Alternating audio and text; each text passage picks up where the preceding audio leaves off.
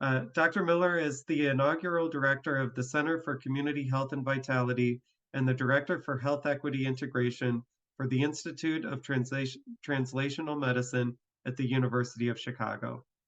The Center for Community Health and Vitality's mission is to improve population health outcomes for residents on the south side of Chicago through community-engaged research, demonstration, and service models. A general internist, Dr. Miller cares for patients in the primary care group at the University of Chicago Medicine and also serves as a faculty member for the Institute for Healthcare Improvement in Cambridge, Massachusetts. Dr. Miller, thank you so much for joining us. Oh, thank you for having me, Matt. And thanks to the prior speakers for really setting the stage for what I consider to be the anchor talk for the conference today, as well as providing such important granular information. And so I'm going to actually touch on a few of the points that the prior speakers made as a little bit of a call to arms in terms of what we should be doing as a community in terms of helping to turn the tide around asthma, and especially asthma in children in Chicago communities. Give me a moment to share my screen. I'll bring my slides up and then we can get started.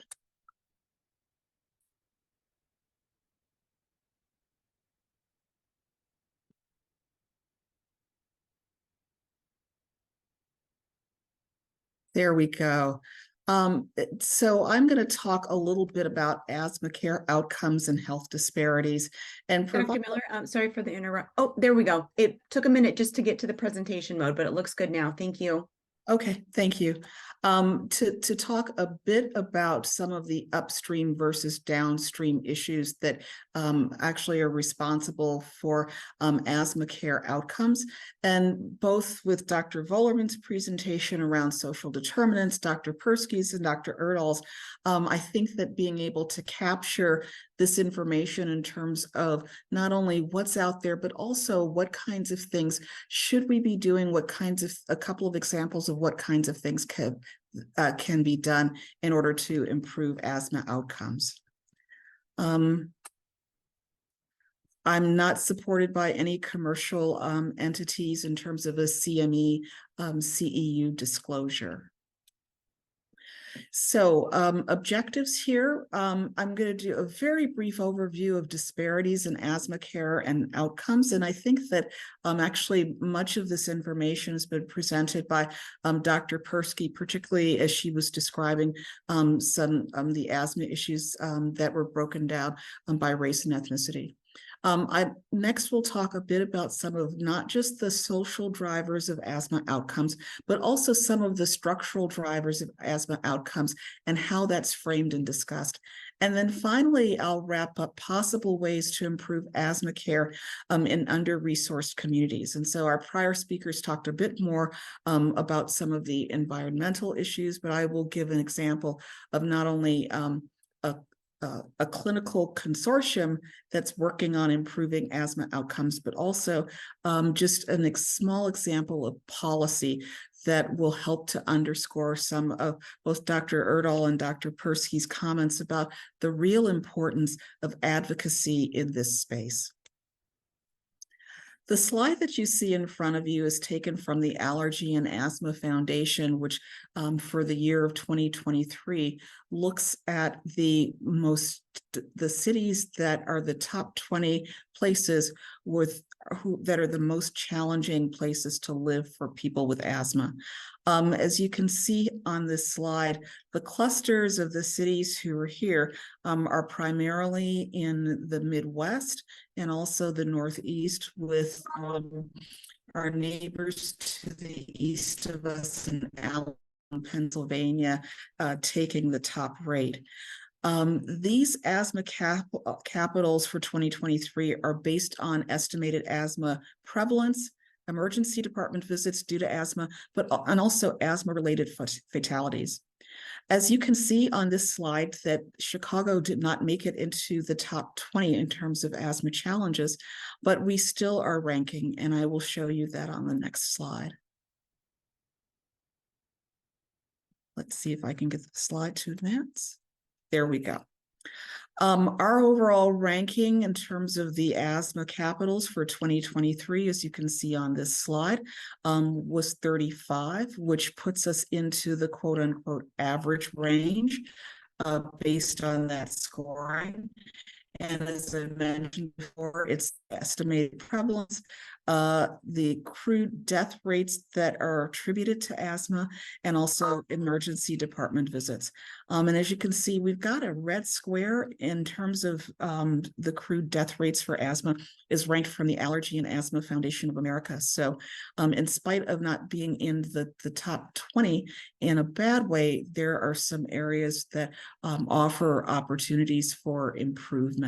And as I wrap up my comments, I'll talk a little bit about what some of those areas could be from a variety of perspectives that hopefully will resonate with the backgrounds of the people who are participating on today's call. This is data that I think Dr. Persky went into in a lot more detail, but just a little bit of high level information about Chicago asthma disparities by the numbers. In terms of the number of particularly African-American children who have asthma, approximately 1 in 4. The prevalence of asthma in Chicago's children is about double the national average. 80% of African-American children on the west side of the city did not have controller medications. The percentage of African-American children on the west side who live with a smoker in their homes, 48%. And then some of the other statistics that you can see here on this slide really speaks to, particularly in children, the types of asthma disparities that we see within the city of Chicago. Now, Dr. Volerman had the opportunity to do a little bit of a dive into both the definition of the social determinants of health. And I'm just bringing back this slide as not only a refresher, but also to provide some my comments that will follow, because it's not oftentimes, and I think back and doing work in this space 20 years ago or more, that we thought a little bit more about how the social determinants of health, those upstream issues that people deal with in their day-to-day lives, having an impact on asthma, namely the conditions under which people are born, the communities that they grow up in and where they live, the work that they do, and also their age in terms of the things that impact asthma. But also, I think that particularly in these days, that this particular model has been expanded to not only include social determinants of health that are particular to the person, but some of these other upstream issues that involve some of the structural determinants or structural drivers of health, and in particular, how they apply to asthma. And Dr. Erdahl's, as well as Dr. Persky's comments, particularly around environment and atmosphere, and the things that lead to that, those are some of those structural determinants that can impact not only incidence of asthma within Chicagoland communities, but also asthma outcomes. But in order to have a little bit of a deeper dive, let's go into what some of these factors are. A definition of structural determinants of health from the World Health Organization. And those are the wider set of forces and systems that shape the conditions of daily life. The forces that are deeply ingrained in U.S. policies, governance, and culture have led to systemic disadvantages for communities that exist within the United States, and as we know, within the city of Chicago. As you know, Chicago is a city of neighborhoods. We have 77 designated neighborhoods within the city of Chicago, but we're also known as a fairly hyper-segregated city, and hyper-segregated not just in terms of race and ethnicity, but also hyper-segregated in terms of socioeconomic groupings.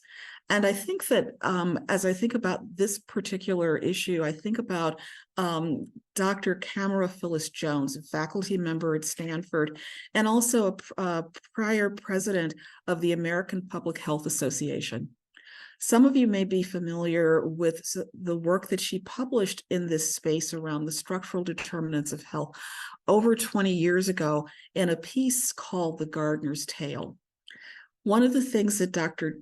Jones speaks about in terms of thinking about what are the kinds of things that actually help to contribute to health disparities and poor health outcomes for some communities versus others, is that she tells of planting a plant in front of your home and having soil and conditions for that plant that are very nurturing. And so a very loamy soil with good fertilization, enough sun, but not too much sun, enough rain, but not too much rain. But just across the street, perhaps, someone who is planting that same plant, again, starting at the same position, but has a plant that is in very rocky soil that is not fertile, and that not as much sun gets onto that side of the street. And that side of the street may be a side of the street in which there's not a lot of rain, or the person who's responsible for taking care of the garden is not watering the plant. And so what you see as that plant is growing up are differences in terms of the strength and health and vitality of the plant. The question of what those structural determinants are actually, I think, a very nice metaphor for some of the things that we see in terms of those wider set of forces that are shaping the conditions of daily lives for people that live in Chicago's communities. This is a slide that was taken from Asthma, Current Allergy and Asthma Reports in 2020 that I think really takes a very careful look at the socioeconomic and political context that I mentioned before, and how those things can influence or impact the things that we see in what's considered to be more of those social drivers or determinants of health. And what kinds of things do we see? We see issues around governance and macroeconomic policies that can impact people who live in their communities. Social policies in terms of housing. I think about, for instance, the issues around inadequate housing for people who lived in Chicago housing projects, or substandard housing where there may be quite a bit of vermin infestation. I mentioned a little while ago in some of my overview comments around children who live in West Side communities who have asthma, that 48% of them live in households where there is a smoker. And then other things including cultural and societal values, and being able to interact with other sectors of the community that might impact health. Oftentimes, these things come into play in terms of some of the issues around education, occupational exposures, income, low income, lack of health insurance, et cetera. And then the material circumstances that are mentioned as we go a little bit further on this slide, including neighborhoods, green space, food security, and then some of the other epigenetic and immune factors that come into play as well. And Dr. Persky alluded to this in some of her comments in terms of looking at children who are of Puerto Rican descent and rates of asthma. And then also psychosocial factors, including the issues around that were mentioned around Dr. Gupta's research in terms of community violence and childhood adversity. Social cohesion and social capital is, I think, a real toggle feature that you see in this particular model, in that for communities that may be distressed and have many of these social determinants, structural determinants, as well as the social drivers, oftentimes this can be one of the mitigating factors in terms of health and health outcomes. Now, although Sullivan and Thacker included this particular model in their as structural and social determinants of asthma in the Current Allergy and Asthma Reports 3 years ago, this is actually the WHO model for social and structural drivers in terms of determinants of health that was published approximately 13 years before. This is the framework for the root causes of asthma disparities, is published by the Asthma and Allergy Foundation of America. And again, you see these issues around some of the structural determinants and drivers that include not only racism and discrimination in the example that I gave of Dr. Jones's model of the gardener's tale as a metaphor for that, but also some of the policy issues in the political context for many of the factors that impact communities. In addition, those types of things, again, drive the environment, both the physical environment, the social environment, economic stability for families, opportunities for healthcare services and education, and then again, the overlay of genes and biology, as well as individual behaviors, driving those downstream issues in terms of asthma outcomes. So let's pivot a little bit and to think about some of the strategies to reduce asthma disparities and how they've been outlined. And these are recommendations, again, from the Asthma and Allergy Foundation of America, and to think about how they come into play in terms of how one addresses upstream issues versus downstream issues. And so I'm going to go through these individually. In terms of reducing asthma disparities in the area of research, opportunities for enhancing basic sciences to look for some of the genetic factors that may be responsible for higher rates of asthma in people of African descent. Being able to collect data, and this is something that I think in Dr. Persky's comments around particularly air quality monitoring and the provision of data, incredibly important in terms of being able to provide advocacy for programs and services, and not just in the area of air quality monitoring, but in other areas as well. The application of translational implementation science, and specifically looking at tailored treatment strategies that will help to improve outcomes based on some of those upstream and downstream issues for people who have asthma, looking at things that exist within communities, looking at health behavior and those types of things, and having real robust treatment strategies that are tailored to communities, as well as looking for diversity in clinical trials, something else that can be done within the research realm. In terms of interventions in reducing asthma disparities, particularly for people who are receiving care through the safety net, oftentimes access to specialty care, whether it be a pulmonologist or an allergy specialist, sometimes is not possible or not available. And so being able to increase that access in order to look at the multiple factors and mitigation of the factors that are involved in asthma disparity is incredibly important. Pharmaceutical access as well. If you think about the delivery of services and asthma being a condition, which is an ambulatory sensitive condition, if people are receiving the majority of the care for their health through emergency departments, because they know if they go to an emergency department, they're going to get care and to get care right away. Oftentimes they may receive a very short prescription of medications. Oftentimes people will say, I'm using that rescue inhaler and I know that it's going to work and it's going to make me feel better, but they don't have anyone that's working with them on how they can mitigate other factors that are contributing, including making sure that they have sufficient controller medications, making sure that they have a regular source of care. Patient assistance programs, including emergency departments and urgent care centers, to make sure that patients who are coming in with asthma, and they come in quite often, have a way to connect with a primary care provider who can provide them with additional services.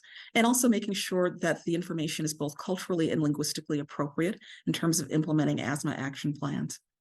Community health workers are very critical, both in providing not just in-home education, but also community education around management and mitigation strategies. In addition, school-based interventions have also been shown to be very successful. And then again, interinstitutional collaborations can also be effective. And this is something that I think within the healthcare ecosystem in many cities does not take place, because oftentimes we see one another as competitors rather than as collaborators in helping to reduce rates of asthma and a number of other chronic health conditions. To give you an example of a collaborative that's taking place in the area of pediatric asthma within the city of Chicago, this is the cover page from the Southside Pediatric Asthma Center. It's a partnership with UChicago Medicine, Comer Children's Hospital, La Rabida Children's Hospital, Friend Family Health Center, Beloved Community Family Wellness Center of St. Bernard's, and also Chicago Family. And so we have a number of not just community health centers that are federally qualified health centers partnering, but also La Rabida and St. Bernard and University of Chicago Hospital, looking at ways in which we can apply home-based and community education to improve asthma outcomes for children on the south side of Chicago. I think that this issue around public policy was really brought home with the prior two speakers around the issue of what's needed in order to help drive public policy. And that is monitoring and data in order to change the physical environment. But some of the other issues I think here as well are extremely important too. And that is if there are opportunities in order to improve the economic stability of communities, people living in poverty, people who have exposure to cockroach droppings and mouse droppings and other things because they cannot afford to live in housing that is does not have these particular infestations. That is one of those upstream issues that is something that can actually help to support improvement in asthma outcomes. Healthcare coverage and access, we've had some improvements because of the presence of the Affordable Care Act in terms of healthcare coverage and access, but sometimes, and I mentioned this in some of my earlier comments, if someone is in need of specialty services, primary care may be available, but specialty services in order to help to really tailor and to improve care may be lacking. And then supportive school policies and environments, again, something else that's a very big driver in terms of making sure that children have the things that they need in order to be able to take care of their asthma in a school setting. These are issues that have been really advocated and ongoing in school systems for changes in policies for over 25 years. I'll just provide you with the CPS asthma management reference sheet that's provided to parents.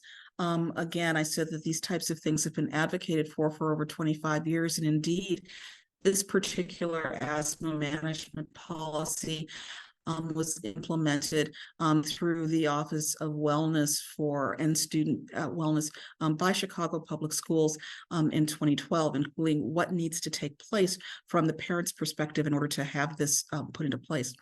But one of the things that I'll say about this in terms of parental navigation and to help to support the role of community health workers is that parents may not necessarily be in a position to know how to navigate the system to advocate for their children and to put this type of information into individual education plans or the Section 504 plans for a student.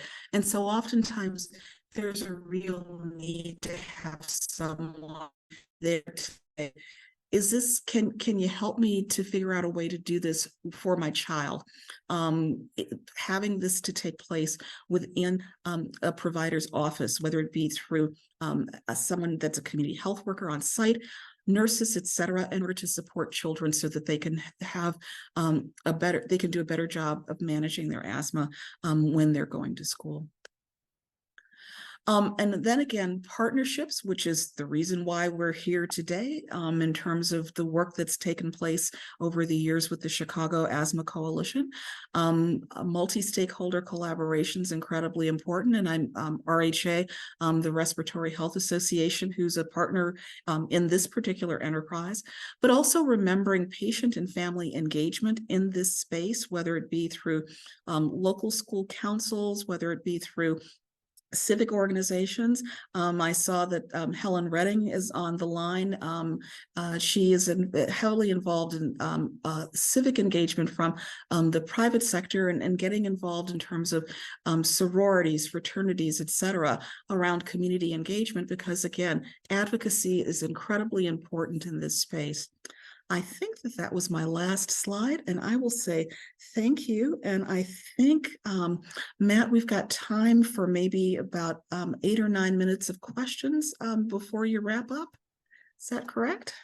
I think that's right. And Dr. Miller, thank you so much again. I really appreciate that presentation. And I'll just say if anyone has questions, feel free to put them in the chat. Again, I'll make sure that we get to all questions that are in there. But you brought up so much stuff that is near and dear to those of us who do asthma work here in Chicago, that I hardly know where to begin, except for I did want to ask you about one thing that you had brought up that is, I think a number of us are aware that this is an issue, and it's diversity in clinical trials and making sure that when, medications and alternative therapies are brought to the marketplace, that we have a very good understanding of like the how they affect every person who is who has a disease state. And um, you know this has been very difficult because there are a group of people with asthma in particular who we know the prevalence is a lot higher in areas that are disinvested or among people who are low income.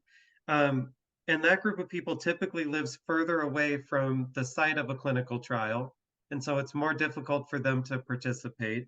Um, and there's also all of these perceptual issues, like historic racism, different ways that people have or systems have fostered distrust in the medical system that sort of put people at a disadvantage when they're when organizations are trying to approach them about participation. So I just wanted to ask your opinion on, how do we sort of break this cycle and get more people involved in diverse clinical trials? And if you've seen people who do that well, I'd be really interested in your thoughts on that. I think that there needs to be more engagement of cultural ambassadors and research navigators who have a stake in the community and understand communities in order to do a greater job of explaining not only what is a clinical trial, but also what is a potential benefit, if not to you, but perhaps to the communities that you live in. And when I say research navigators, these aren't people that are necessarily involved in doing the research themselves, but they serve as a bridge between the research world and the community. And they can come from a number of backgrounds. Community health workers can be trained in order to do this type of work. Ministers, people from faith communities who are interested in improving the health and well-being of their congregants, who may even have participated in some clinical trials themselves, may say, if we don't have people who look like us involved, we can't really say that the information or the science that's coming out is going to be effective for people from our backgrounds. And I think that coming from a place of respect and even participation really makes for a way in which more people can get involved. Now, I'm going to temper this a little bit to say that there's been some history in communities of color around this. Most people will quote for the African American community, the Tuskegee experiment. Others will quote the information around Henrietta Lacks. But even within the Latinx community, some of the trials that were done around in Guatemala around the treatment of syphilis or lack of treatment of syphilis there, that this has happened in communities of color. So the question of having not only information around the very strict guidelines of what constitutes ethical research and having a trusted broker to share that information with communities, but also other people to say, I had X disease. And my doctor got me involved in this clinical trial from a Rush, a Northwestern, a University of Chicago, a Mayo, a National Institutes of Health. And I was able to not only contribute to that, but I was also able to gain something and to think about this as something that was helpful, not just to myself, but also making a contribution to the the community at large. So I think that that's incredibly important. Matt, I'm seeing a question here that says, which sectors or partners are a challenge to reach when it comes to asthma? I'd be very interested if there's anybody on the line here who has had success in outreach to, again, the faith community. I oftentimes see the faith community and ministers becoming involved in cardiovascular disease or diabetes, maybe obesity, but I don't see as much of a partnership in terms of asthma. And there may be some partnerships around that may be worth exploring, but that's one that, at least in my experience, I've not seen as much of. That's a really great answer, and I'll, if anyone wants to raise their hand, then we'll break our guidelines and we'll have people unmute themselves and talk about it. But while we wait and see if anyone is going to raise their hand, I'll also, Dr. Miller, just bring up Eric's second question that he asked, which is anyone doing research around health communication messaging that resonates with communities that bear the burden of asthma? And what a great question. If I'll put that over to you. Eric, thank you for the question. I have not seen major campaigns to come about that look at this issue around the burden of asthma. I think that the Chicago Department of Public Health, particularly in trying to address the issues around tobacco and smoking and some of those upstream issues that impact health, have done so indirectly. In terms of being able to do that level of messaging. I have seen in other cities campaigns that have addressed this issue that I think have been a bit more forward.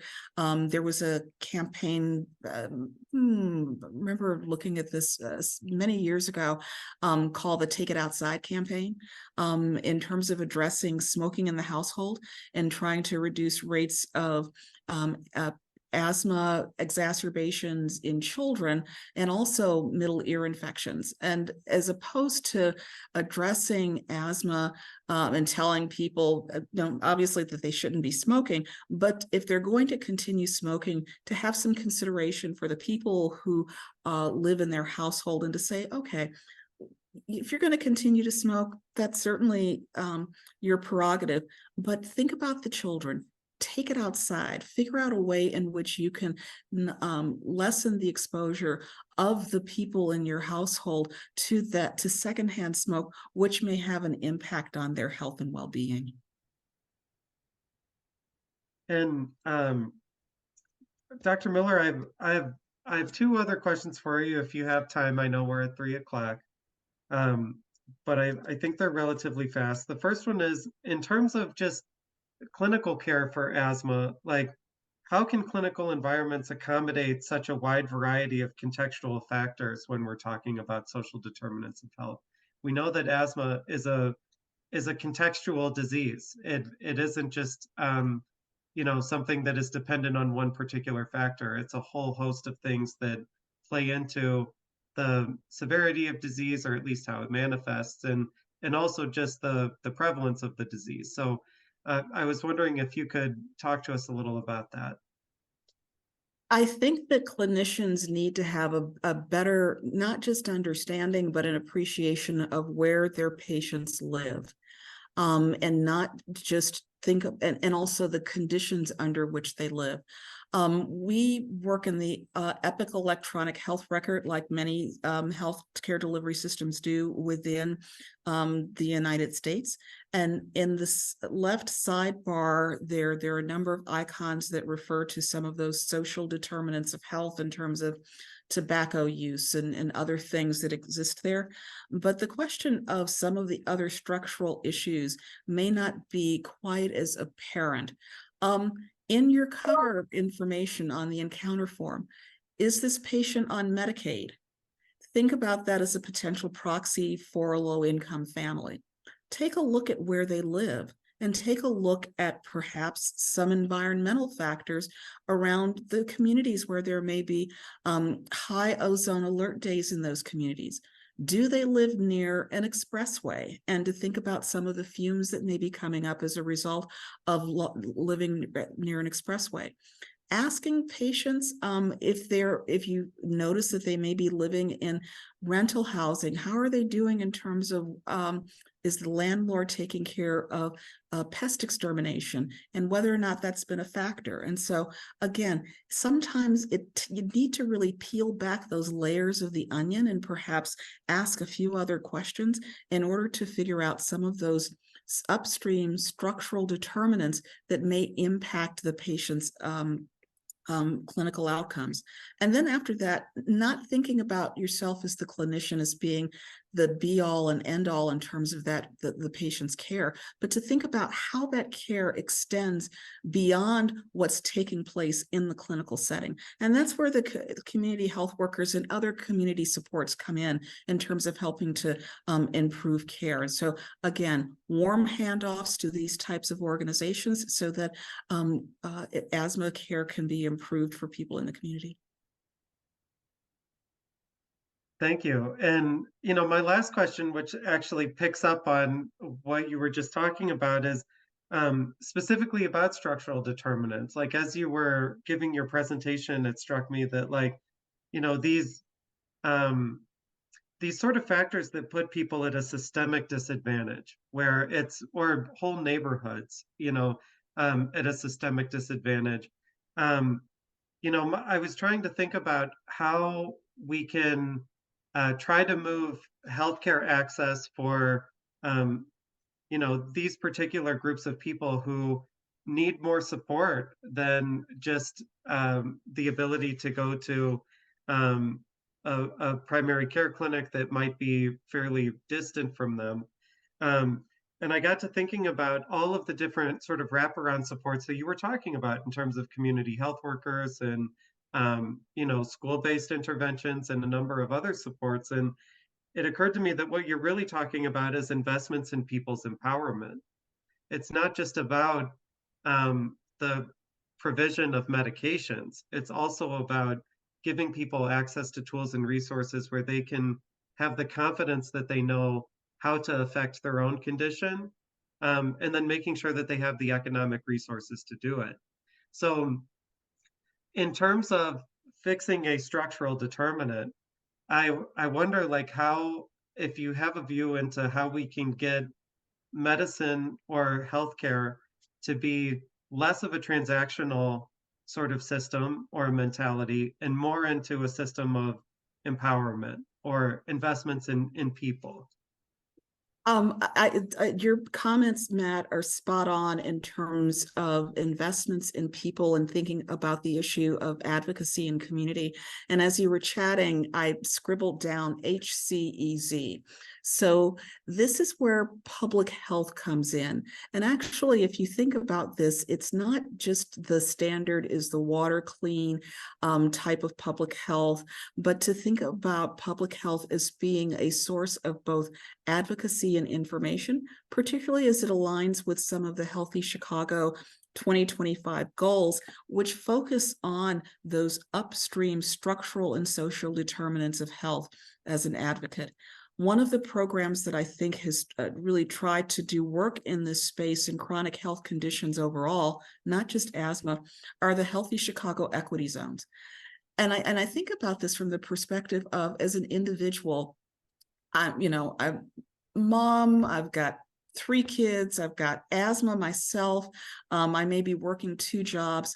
but can I connect with a community organization that can at least help to point me in the right direction and to advocate on my behalf? So Chicago Department of Public Health received this federal grant in order to set up 6 healthy Chicago equity zones around the city.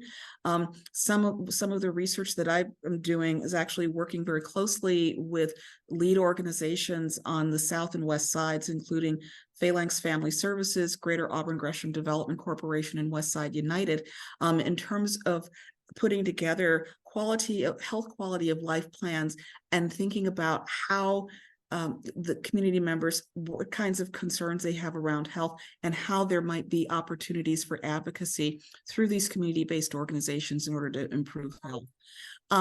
It really does, and I'll leave this as my final statement because we've gone a little bit over time, but it comes down to the definition of health from the 1946 charter from the World Health Organization, and that is health is the complete presence of physical, mental, and social well-being. And I think I'm going to add my own editorial on there, including economic and educational, not merely the absence of disease or infirmity.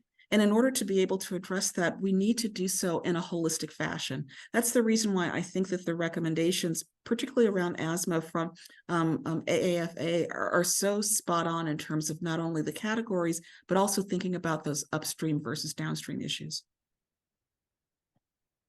Well, thank you very much, Dr. Miller. And as you said, we're a little over time, so I guess we'll have to cut the conversation off there. But thank you so much for your presentation and for sharing your insight with us.